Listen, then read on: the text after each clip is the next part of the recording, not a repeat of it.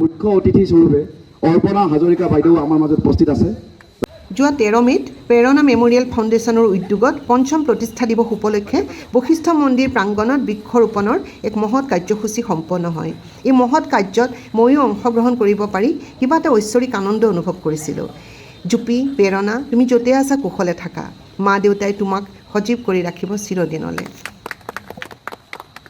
অৰ্পণা হাজৰিকা বাইদেউক এখন ফুলাম গামোচাৰে আদৰণি জনাবলৈ মই অনুৰোধ জনাইছোঁ। ধন্যবাদ।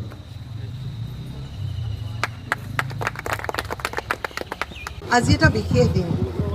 এই দিনটো মানে মই আজি ইয়াতে থাকিব পাৰি মই নিজে কি বুলি ক'ম, প্ৰথমতে আৱেগিক হৈ আছিলোঁ। এই প্ৰগ্ৰামটো মই কালিৰ পৰা কেনেকৈ এটেণ্ড কৰিম বুলি ভাবি আছিলোঁ, কিন্তু মই ইয়াত আহি পেলাই সকলোৰে যিটো ফূৰ্তি দেখিছোঁ, মানে গছ লগোৱাৰ ফূৰ্তি, মানে এটা কিবা এটা ভাল কাম প্ৰকৃতিৰ কাৰণে সকলোৰে যিটো মানে আনন্দ দেখিলোঁ, মই মোৰ ক'ৰবাত অকণমান দুখ এটা মানে হেঁচা মাৰি ধৰি আছিলে, মই দুখটো উলিয়াব পাৰিলোঁ।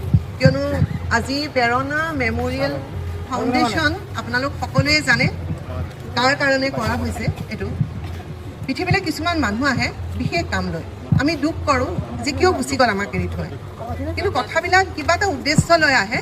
মই নিজৰ জীৱনৰ অভিজ্ঞতাৰ পৰা এইখিনি কথাই উপলব্ধি কৰিলোঁ।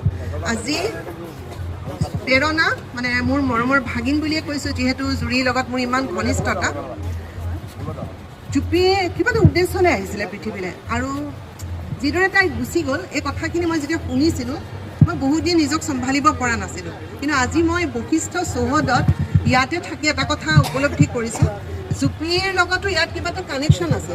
কিয়নো এই মন্দিৰটোৰ কাষত জুপি নামত আজি কেইডালমান গছ হৈছে, প্ৰেৰণা ফাউণ্ডেশ্যনৰ নামটো ইয়াত ওলমিছে, আৰু তেওঁৰ পিতৃ মাতৃ তেওঁলোকৰ যিটো মই মানসিক শক্তি দেখিছোঁ, সেইটো মোৰ আটাইতকৈ মানে আজিৰ দিনটোত মই ক'ব নোৱাৰিম। মই মানে আজি কথা ক'বলৈ মোৰ অকণমান দিগদাৰেই লাগিছে আচলতে, কিন্তু খুব ভাল লাগিছে এইকাৰণে আজিৰ দিনটোতে জুপি হয়তো কায়িকভাৱে আমাৰ পৰা গুচি গৈছিলে, কিন্তু আজিৰ দিনটোত জুপিৰ এটা নতুন জন্ম হৈছে, হয়নে বাৰু?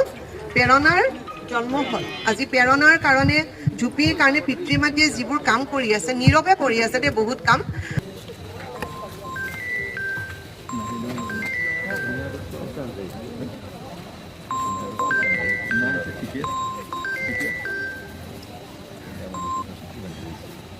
Berman ada jo, angkul jo.